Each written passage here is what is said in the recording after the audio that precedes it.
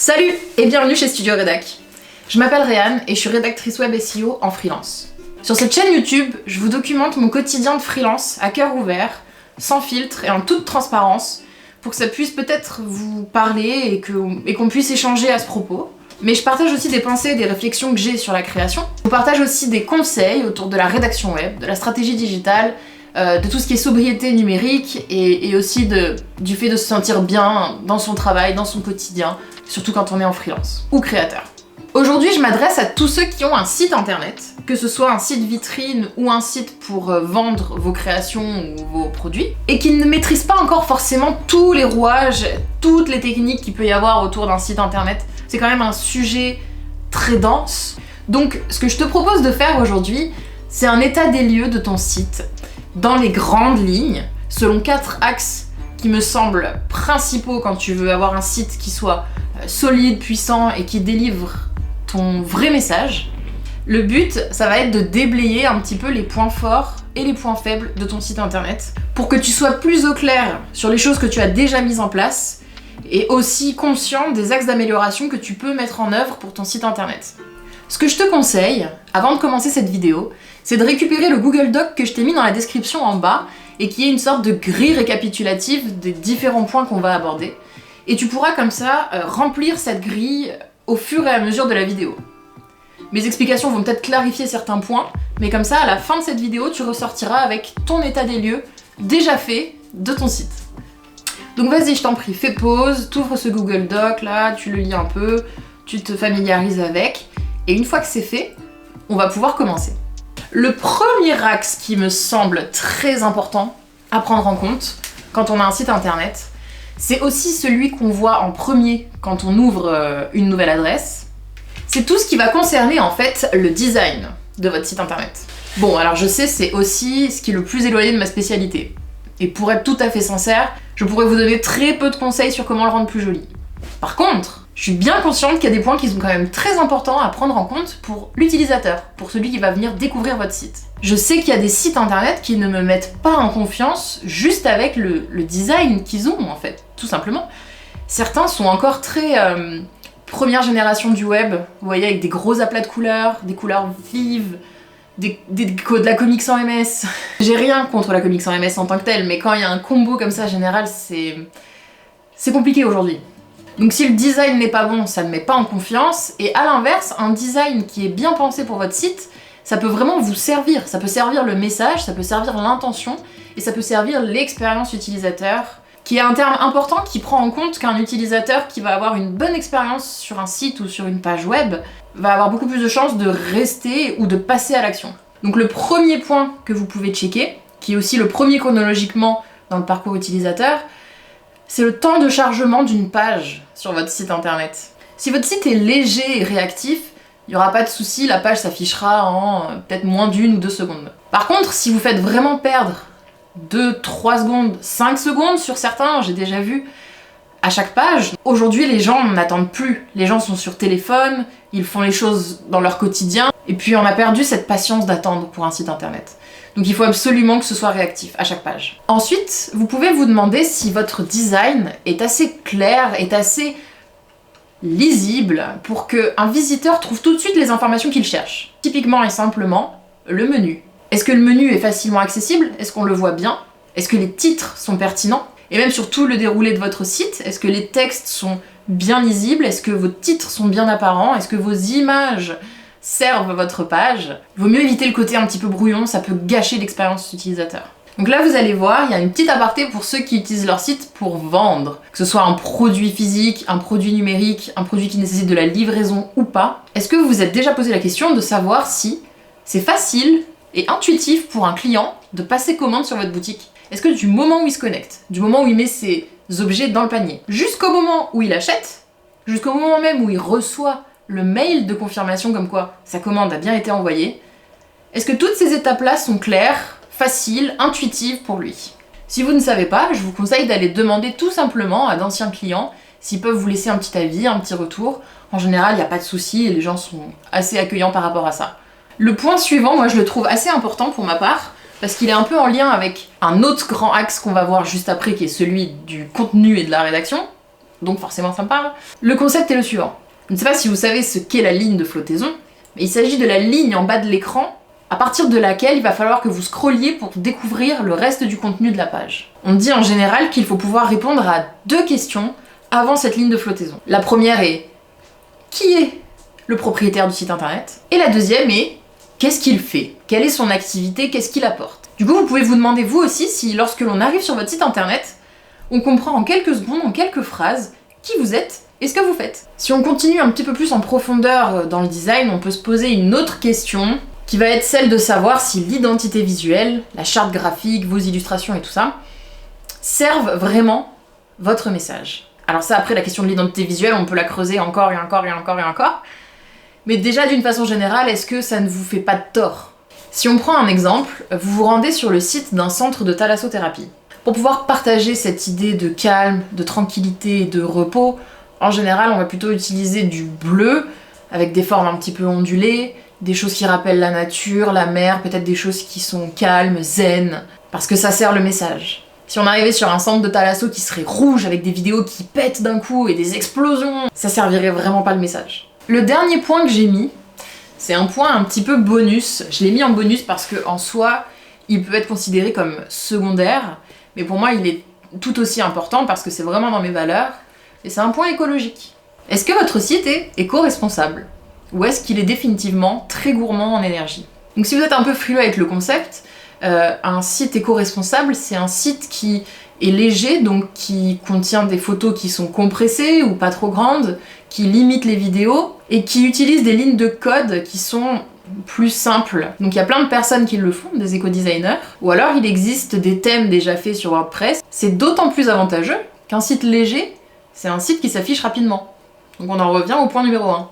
Donc selon moi, à choisir, c'est que des avantages, de bout en bout. Bon, super, on a vu la partie design. Le second grand axe qu'il est important de maîtriser au moins un minimum quand on se lance sur internet, c'est la stratégie digitale.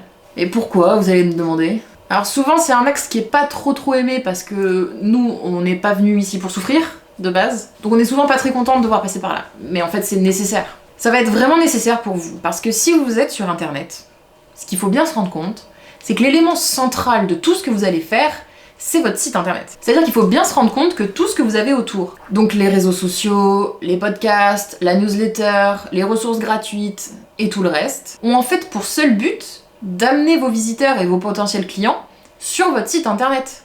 C'est vraiment là où il faut les amener. Pourquoi ? Tout simplement parce que c'est l'endroit qui convertit. Si vous avez un site e-commerce, c'est là que vos clients vont pouvoir acheter vos créations ou vos produits. Si vous avez un site vitrine, c'est sur votre site internet que les gens vont pouvoir prendre rendez-vous avec vous. C'est sur le site internet que les gens vont chercher des informations. C'est là qu'ils achètent, c'est là qu'ils appellent, c'est là qu'ils prennent rendez-vous. Et c'est pour ça que cet outil doit être pensé au moins un minimum en amont. Parce que si vous voulez que votre site internet soit utile, il faut que ce soit un très bon outil de conversion. Mais vous allez voir, on va y aller étape par étape et ça va très bien se passer. La première étape, c'est de savoir si vous-même, vous êtes au clair de votre côté sur votre message et votre activité. Est-ce que déjà vous connaissez bien vos valeurs, vos motivations et ce qui vous pousse à faire ça ? Ça va être un morceau très important dans votre communication et votre stratégie. Et surtout, à qui est-ce que vous vous adressez ? Alors ça, je sais que c'est souvent une question qu'on aime bien un peu mettre de côté comme ça parce qu'on a la flemme d'y répondre, mais elle est tellement importante. Qui sont vos clients ? À qui vous vous adressez ? Qui c'est qui viennent acheter vos produits ? C'est très important d'être clair là-dessus, et en vrai, ça peut rester assez général si c'est compliqué pour vous de vous en rendre compte. Mais essayez d'avoir au minimum, au moins, une silhouette d'une personne type. Vous savez, c'est les questions de persona, de cible, de ces choses-là. Savoir qui ils sont, c'est très important pour pouvoir répondre à la question « Quelles sont leurs problématiques ? Quels sont leurs besoins, leurs points de douleur ? Dans leur vie de tous les jours. Et comment vous pouvez les soulager de ça ? Typiquement, si vous faites des bougies parfumées d'intérieur, mais qui sont par exemple complètement naturelles. Imaginons que vous êtes une femme et que vous adorez décorer votre intérieur avec des bougies parfumées. C'est super pour passer l'hiver, ça décore, ça rajoute une petite ambiance lumineuse, ça peut sentir bon. C'est super et vous adorez ça. Sauf que comme vous êtes aussi très respectueuse de la nature, de votre santé et de tout ça, vous savez que les bougies dégagent des substances toxiques lorsqu'elles sont brûlées en intérieur. D'autant plus qu'en hiver, on peut pas trop aérer parce qu'il fait froid, donc on n'a pas envie de faire sortir l'air. Là, vous avez un public qui a une problématique, qui a vraiment une envie d'utiliser des bougies à l'intérieur, mais qui sait qu'elle ne peut pas le faire en hiver. Alors que c'est vraiment la période pour. Si vous êtes rendu compte que cette situation est un problème, et que vous-même vous vendez des bougies parfumées naturelles, avec aucun dégagement toxique qui s'échappe de la bougie lorsqu'elle est brûlée, alors vous savez qu'à cet endroit-là précis, vous rendez service. Vous êtes en train de répondre à une problématique qu'elle se pose, à un besoin qu'elle a. Ce qui nous amène au deuxième point. Une fois que vous connaissez ces problèmes-là et ces points de douleur, vous allez pouvoir avoir le discours qu'elle a envie d'entendre pour la rassurer, la mettre en confiance et lui assurer que vous êtes la bonne personne pour répondre à ses besoins. Internet est un endroit sur lequel on a de plus en plus confiance, mais on est quand même tous d'accord que lorsqu'on découvre un site pour la première fois, on ne sait pas du tout où est-ce qu'on tombe. On peut avoir peur que ce soit du dropshipping, que ce soit des produits de mauvaise qualité. On ne sait pas du tout qui est la personne derrière le business. Donc c'est important de rassurer le visiteur quand il arrive, de le mettre en confiance, de lui dire « je sais qui tu es, je sais quel problème tu peux avoir, et moi j'essaye d'y résoudre, et voici mes solutions ». Alors après on est d'accord que les problèmes que vous résolvez, c'est souvent pas les problèmes de tout le monde, mais en tout cas si le visiteur qui vient sur votre site a ce problème-là, il comprendra tout de suite et rapidement qu'il est au bon endroit pour régler un problème dans sa vie de tous les jours, ou dans son travail, ou dans ses relations amoureuses, enfin dans sa vie. Alors est-ce que vous êtes au clair là-dessus de votre côté? Est-ce que vous savez à qui vous vous adressez? Quelles sont leurs problématiques? Et qu'est-ce que vous pouvez leur dire pour les rassurer? Ensuite, un autre point qui est intéressant à prendre en compte, c'est quel est le comportement des visiteurs lorsqu'ils viennent sur votre site. Là-dessus, je pense que c'est assez intéressant de regarder 3 points que vous avez sur votre fiche. Premièrement, le plus élémentaire, est-ce que vous avez de la visite sur votre site internet? Parce que c'est bien beau d'avoir un site qui est très bien pensé, très bien conçu et très pertinent pour vos clients, et très beau visuellement. Mais si personne ne le voit, j'ai le regret de vous annoncer qu'il va être complètement inutile. Alors, vous avez Google Analytics, que vous pouvez relier à n'importe quel site que vous avez, qui va vous permettre d'avoir accès à ces données-là. Donc c'est important de savoir, est-ce que vous avez assez de visiteurs pour avoir assez de ventes ou de prises de rendez-vous pour en vivre? Ou est-ce que vous en avez besoin de plus? Et peut-être aussi regarder la courbe de vos visiteurs. Est-ce que vous en avez de plus en plus? Et dans ce cas, c'est bon signe, et ça veut dire que vous pouvez continuer votre stratégie, elle fonctionne. Ou est-ce que vous avez plutôt une tendance à ce que ça diminue? Donc là, il y aurait vraiment un problème. Et si elle fait des dents de scie, un peu comme ça, alors vous pouvez regarder qu'est-ce qui amène ces pics-là. Et dans l'idée, comme ça, vous pourrez en reproduire d'autres. Alors voilà, est-ce que vous avez assez de visiteurs?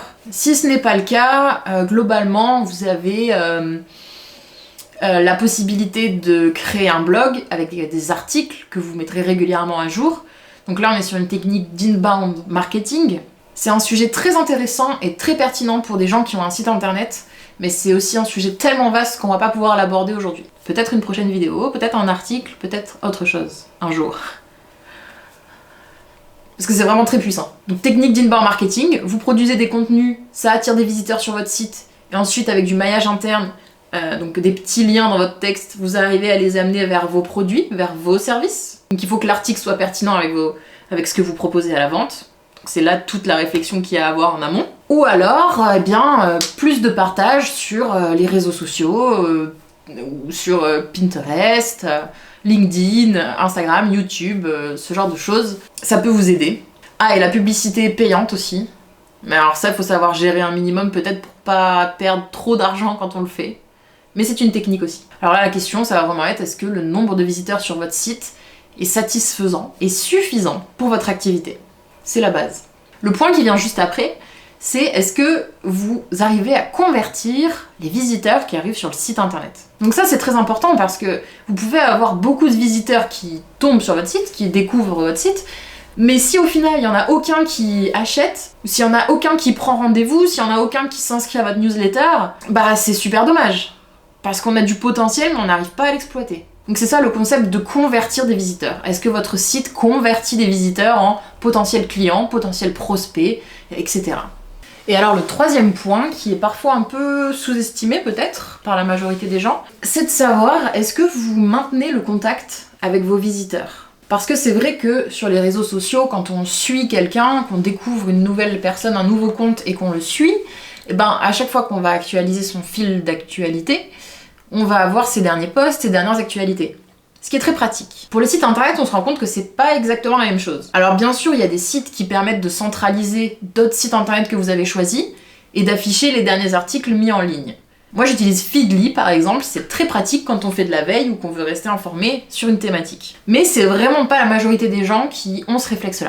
La plupart des gens vont sur un site internet, font une visite, peuvent être intéressés, Mais à partir du moment où votre visiteur va quitter votre site internet, en général, il y reviendra pas. Faut savoir que c'est très rare que ça convertisse tout de suite. Le mieux, c'est de garder contact avec vos clients, de continuer un discours, un échange, de continuer à leur communiquer vos nouveautés, vos produits, vos valeurs, votre vision, de leur offrir du contenu pour qu'ils aient confiance en vous, qu'ils vous croient capable de résoudre leurs problèmes. Vous pouvez aussi mettre en place un échange avec ces personnes-là pour qu'elles apprennent à vous connaître. Et qu'ensuite, cette personne-là devienne un prospect chaud, un prospect qui soit capable d'acheter chez vous un service ou un objet. Donc là, on va avoir principalement 2 moyens de garder ce contact avec les clients, enfin les pas encore clients justement. Le premier, le plus efficace, ça va être la newsletter, qui est un outil très puissant en marketing.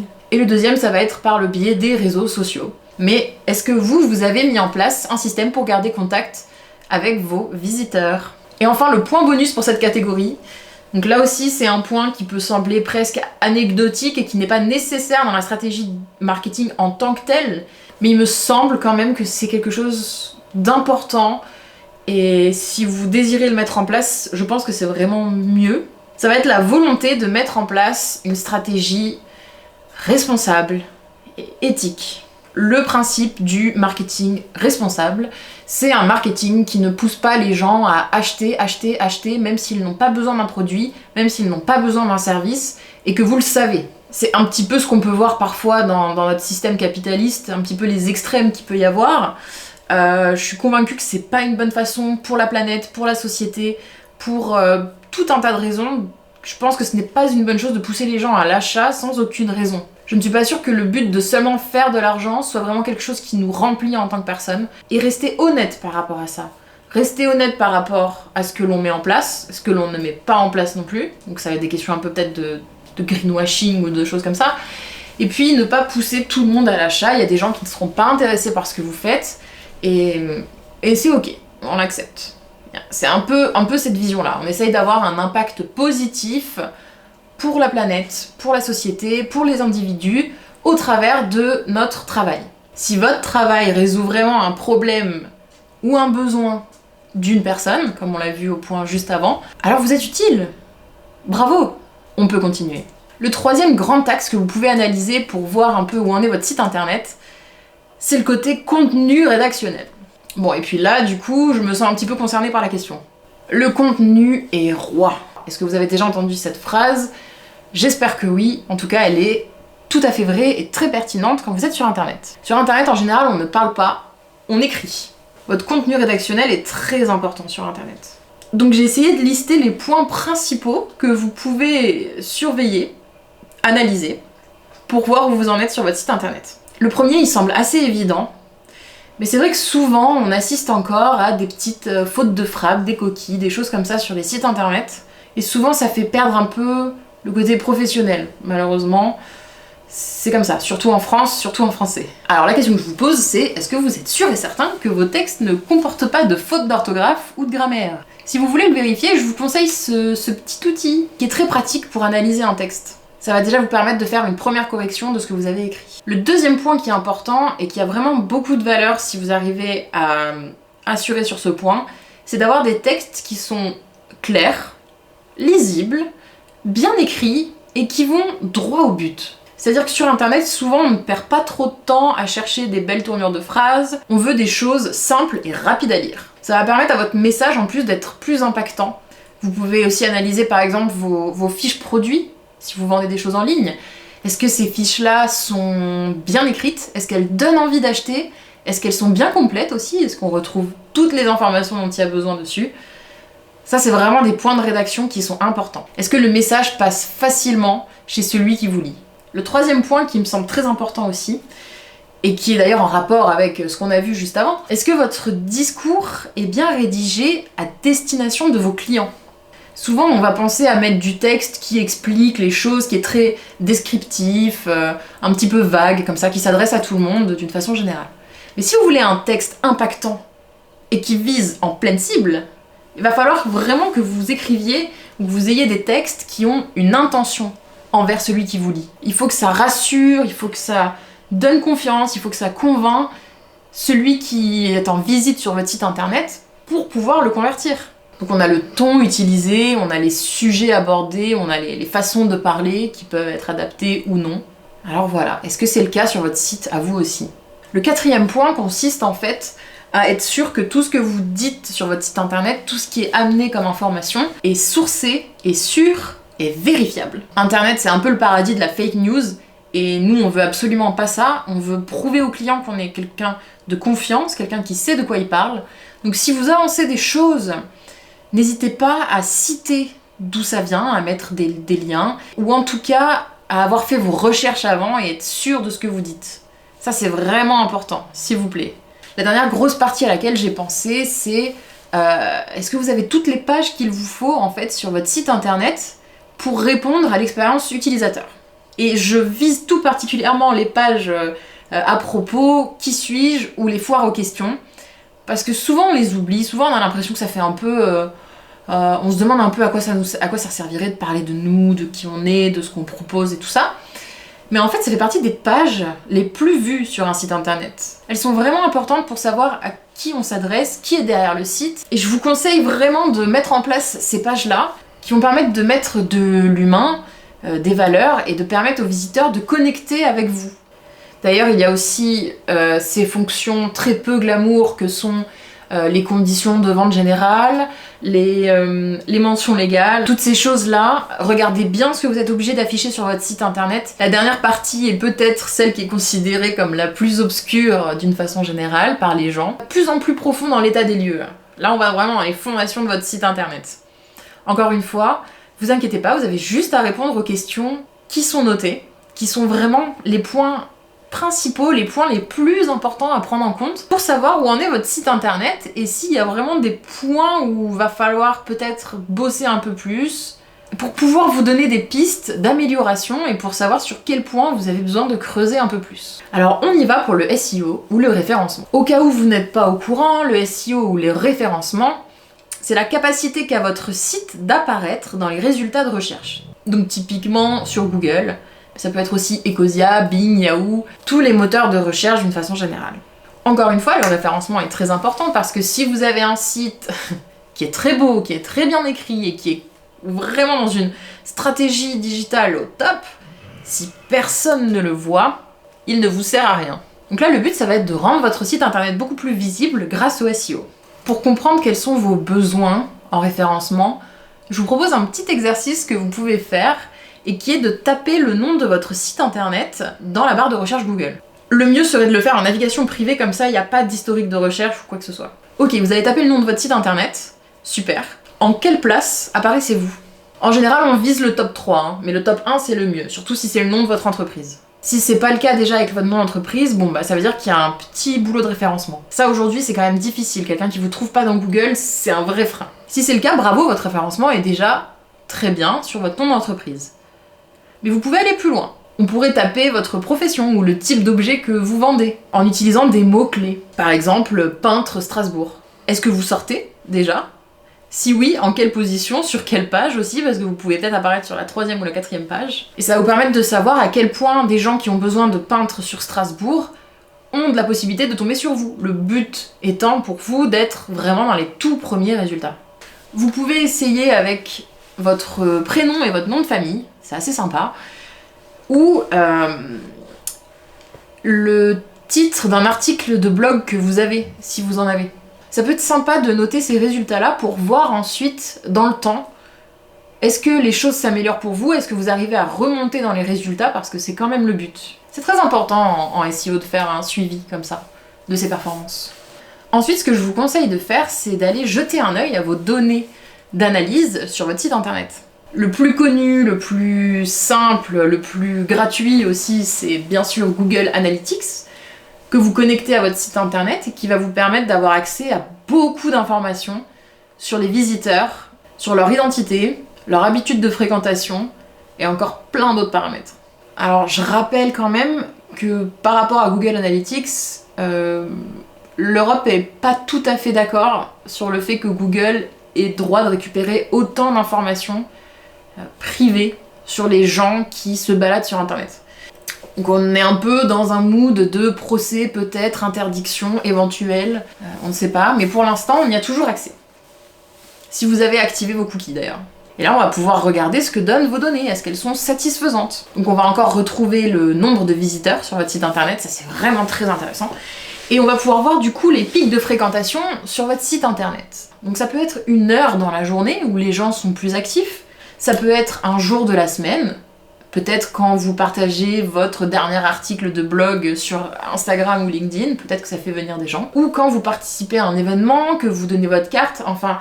Le but après, ça va être de relier ces pics de visite avec un événement et d'analyser ce qui provoque ces hausses de fréquentation. Vous pouvez regarder aussi combien de temps restent les visiteurs sur votre site internet. Et vous pouvez aussi regarder votre taux de rebond. Alors ça, c'est vraiment très intéressant. Alors le taux de rebond, c'est le nombre de personnes qui sont arrivées sur votre site internet, sur une page de votre site internet, et qui sont reparties de votre site sans avoir visité aucune autre page. Ça veut soit dire que vous attirez des gens qui sont pas qualifiés, soit que les gens que vous attirez, ensuite vous n'arrivez pas à les séduire, vous n'arrivez pas à les convertir. Donc idéalement, essayez de viser au moins en dessous des 50%. Si possible, en dessous des 10%, ce serait vraiment le top quoi. Ces données-là, elles sont importantes parce que plus vous avez de visiteurs qui vous rendent visite sur votre site internet, et plus longtemps ils vont rester, et plus ça va augmenter votre référencement en fait, par rapport à Google et aux autres moteurs de recherche. S'ils estiment qu'un site est utile parce que beaucoup de personnes y vont, et qu'en plus ils restent longtemps, donc ils trouvent des choses intéressantes pour eux, alors eux ça leur plaît. Eux ils vont dire votre site, c'est exactement ça qu'il nous faut, on va le mettre en première suggestion dans les résultats de recherche. Parce que ça plaît aux internautes. Enfin, on va terminer cet état des lieux avec les 3 piliers du référencement, les 3 gros piliers du SEO qu'on va décortiquer gentiment comme ça, voilà. Mais c'est des axes qui sont vraiment très importants si vous voulez que votre site soit bien référencé. Le premier point à checker et possiblement à améliorer si vous voulez un meilleur référencement, eh bien ça va être le contenu. Le contenu doit être de qualité et pertinent. Donc là, je vous ai mis des petites cases à cocher en face des gros points. Il y en a d'autres en vrai, il y en a vraiment beaucoup d'autres. Mais j'ai mis vraiment les principaux, ceux qui vont vous apporter le plus de résultats. Donc comme ça, vous pouvez les cocher tout simplement, si c'est déjà le cas sur votre site internet, ou les laisser vides et pouvoir vous noter ensuite quelque part que c'est des points à travailler pour votre référencement sur internet. Alors on va les reprendre ensemble. Le premier, c'est le balisage de vos titres, de vos textes et de vos sous-catégories. Donc effectivement, les balises, ce qui va permettre au petit robot de Google de comprendre ce que vous écrivez et surtout de hiérarchiser les mots que vous utilisez. Donc c'est important de bien savoir maîtriser vos balises et de les mettre au bon endroit. Si c'est le cas, vous pouvez cocher. Ensuite, il y a l'incorporation du maillage interne et du maillage externe, c'est-à-dire des liens dans votre site internet. Donc maillage interne qui renvoie à d'autres pages de votre site internet. Par exemple sur l'accueil, vous avez marqué acheter ma nouvelle collection de Noël.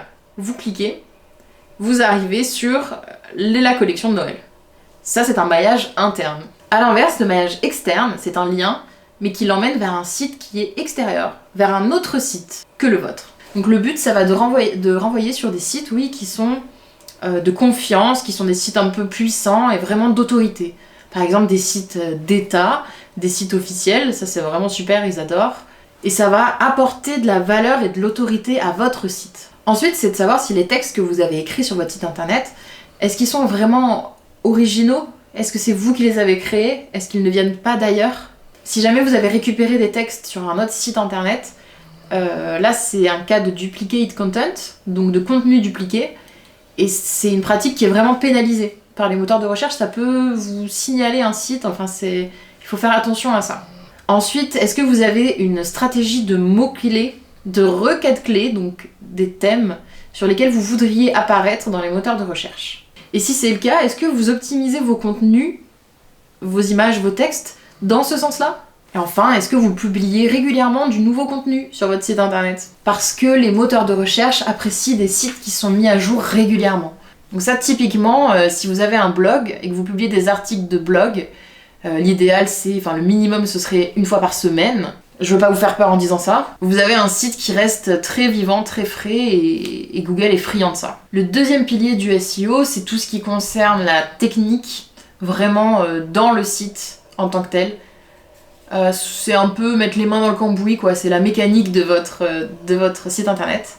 Et donc c'est vrai que c'est un peu plus mystérieux, mais grosso modo, les points sur lesquels vous pouvez avoir un impact facilement, est-ce que les images que vous mettez sur votre site internet sont-elles compressées? Faut pas que les formats soient trop grands, trop volumineux et trop lourds, parce que ça va faire ralentir ton site internet. Et comme on l'a déjà vu, il faut absolument que ton site soit léger, réactif pour qu'il charge rapidement. Ensuite, est-ce que ton site internet est vraiment pensé pour la version mobile? Parce que la plupart des gens vont sur internet avec leur téléphone. Et il est nécessaire que ton site internet soit responsive, c'est-à-dire qu'il soit vraiment adapté et qu'il sorte bien quand il est en version mobile. Ensuite, est-ce que vous avez pensé l'arborescence de votre site internet de façon simple et épurée? Est-ce qu'on a une façon logique de communiquer sur votre site internet au travers de toutes vos catégories? Et dans la même lignée, est-ce que vous n'avez pas de page en erreur 404 typiquement ou autre erreur, mais des pages qui sont cassées, qui ne mènent à rien? Et enfin, le dernier pilier que vous pouvez vérifier sur votre site internet, c'est toute la partie que l'on appelle off-site, donc tout ce qui est en dehors de votre site internet. Donc globalement, ça va être ce que les autres sites internet disent de vous, mais aussi tout l'écosystème que vous avez mis en place autour de votre site internet. L'un des points qui est extrêmement important dans le référencement, mais qui est souvent difficile d'accès quand on n'est pas dans ce milieu-là, ça va être les backlinks, donc les liens externes qui pointent vers votre site internet à vous. Plus vous en avez et plus vous avez une autorité sur internet. Ça paraît fou, mais c'est vraiment comme ça que ça marche. Et ça vous donne une idée de qui sont les sites qui parlent de vous. Est-ce que ces sites-là sont pertinents? Parce qu'il vaut mieux que ce soit de gros sites, des sites d'influence qui parlent de vous et qui envoient un lien vers votre site internet. Ça va vraiment vous aider à améliorer votre authority score. Donc vous pouvez déjà checker où est-ce que vous en êtes. Est-ce que vous avez des backlinks? Est-ce qu'ils sont de qualité? Ensuite, vous avez les réseaux sociaux ou les podcasts que vous avez mis en place. Et même les pages que vous avez créées pour vous vont permettre, si vous les rattachez à votre site, de faire grandir votre autorité, votre crédibilité au sein d'Internet. Donc ça peut être Instagram, ça peut être une chaîne YouTube, ça peut être Twitter, Facebook, enfin tous les réseaux classiques. Ensuite, vous avez les avis clients qui peuvent être recueillis sur d'autres sites ou d'autres plateformes. Typiquement, Google a un système de notation. D'ailleurs, remplir cette fiche d'établissement Google est très importante aussi pour votre référencement off-site.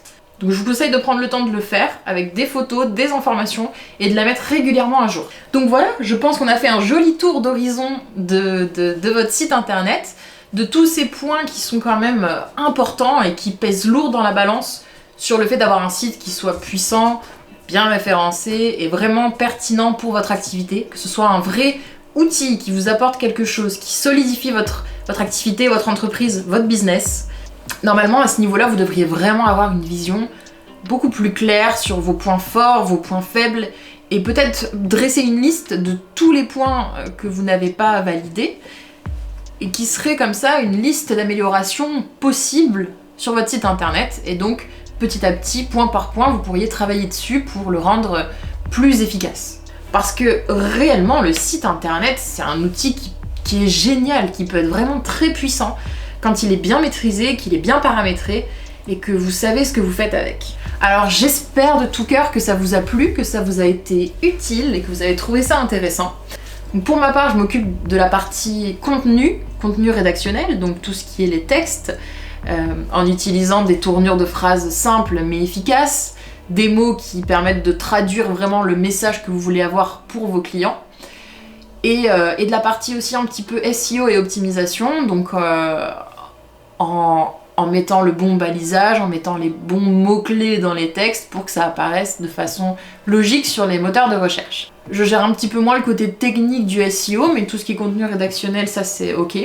J'ai aussi un pied dans la stratégie digitale, du coup, parce qu'il y a cette question de pour qui on écrit, qu'est-ce qu'on va leur dire, quel message on va faire passer pour les convaincre, pour les rassurer et pour les amener à acheter chez vous.